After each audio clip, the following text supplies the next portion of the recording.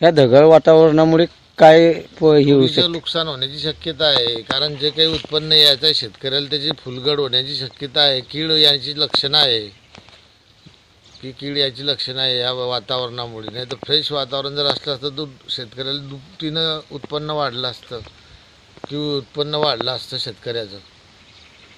अजून गहू हरभरा याले मर्या रोग येण्याची लक्षणं दिसत आहे याच्यामुळे, कारण खालून पाणी वरून ढगाळ वातावरणामुळे बुरशी जास्त पिकअप करते, त्याच्यामुळे हा आजार येऊ शकतो बा याच्याकडे.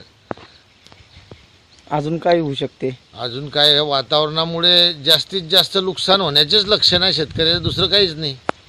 कारण कसं आहे की आता हे तिघी-चारी पण रब्बीचे जे पीक आहे हे पूर्णपैकी नष्ट होण्याच्या याच्यावर आहे.